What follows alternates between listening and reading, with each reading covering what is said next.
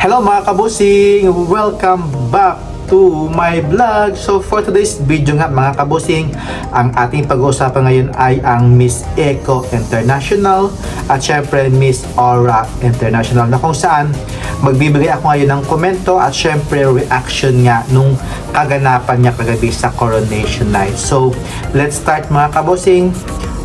Sawadikap, katungkap at salam alaikum po dyan mga kabosing. At syempre, hello po dyan sa lahat pong nanonood po sa aking YouTube channel at syempre nakasubscribe po dyan. At syempre, dadako tayo mga kabosing sa ating usapan, syempre sa ating reaction ko sa Coronation Night kagabi sa Miss Eco International 2026, na kung saan ginanap na nga at syempre meron na tayong bagong winners na nga mga kabosing at set of top 5 mga kabosing. Yan ang ating pag-uusapan. Let's begin the production number sa kanilang host mga kabosing.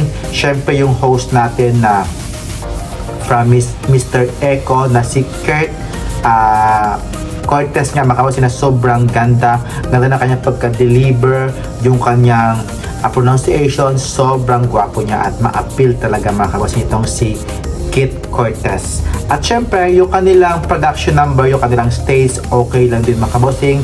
Ang dilim at hindi masyadong crowded, yung mga audience doon mga kabosing, hindi masyadong maramihan.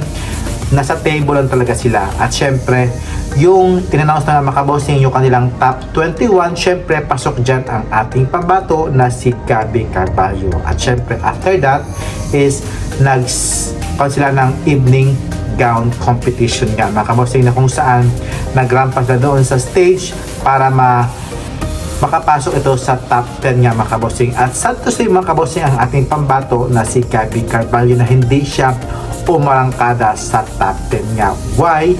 Dahil dami nagsabi na hindi siya nag-perform na maayos at syempre yung kanyang evening gown nga mga kabosing, yun yung dahilan dahil sa pagkalikwak niya at hindi siya nakapenetrate sa top 10 nga. So for me mga kabosing, yung kanyang performance talaga hindi talaga bumagay mga kabosing at parang nag-weak talaga yung kanyang performance, yung kanyang galawan talaga mga kabosing, hindi na ganun dati mga kabosing, na kung saan palaban talaga si Gabby Carballo. Kaya yung kanyang evening gown, dahil may sinasabi na dyan siya naligwak kasi yung kanyang evening gown green tapos may lining na doon na white doon, yun talaga ang hindi ko maintindihan bakit yun yung kanyang pinasuot sa evening gowns finals night. Ang daming magaganda at syempre yung dati niya mga previous na evening gown, bakit doon sa kanya pinasuot yung kanyang evening gown na parang green? Maganda yung kulay actually, pero yung kanya talagang details maganda, pero yung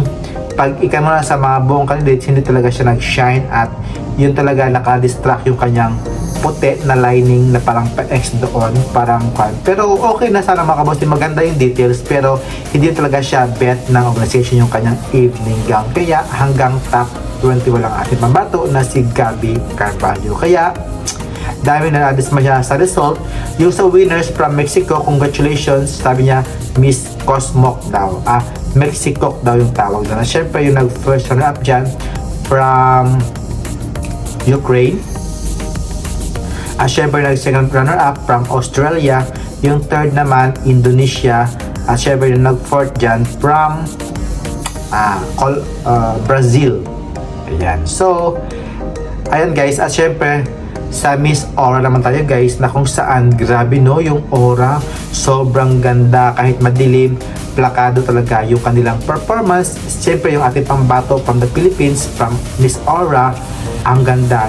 Yung tinawag siya sa top 20, top 21, siya pang number 8 na tinawag mga kabosing. Grabe ang lakas talaga natin niya. Yung kanyang performance sa swimsuit round, sobrang ganda, ang linis, palaban talaga ito yung ating pambato na from Aura Philippines, na sino ba yun? Basta yun, maganda. At syempre, yung tinawag na sa top 11, pasok naman ating pambato sa top 11. At syempre, at nag-evening gown na mga kabosing, ang ganda ng kanyang details na yung kanyang evening gown, parang hati yan. Kita yung kanyang pusod, so maganda yung kanyang palaban talaga ng pambato ng sa Aura Philippines. At syempre yung kanyang galawan, sobrang ganda mga kabosing.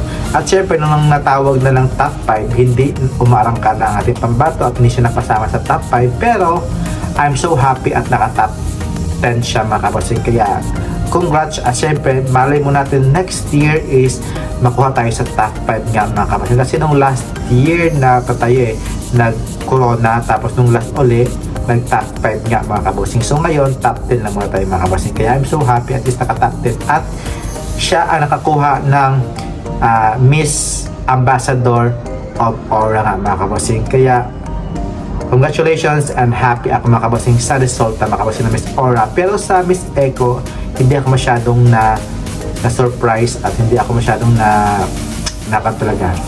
Kahit top 10 na si Gabby Nor, top 5 lang mga kabosing, I'm so happy. Basta kapit lang, next year tayo babawi mga kabosing sa Miss Echo at Miss Aura. Kaya thank you po mga kabosing and see you in my next vlog. Keep safe po. Bye bye. God bless. Mwah.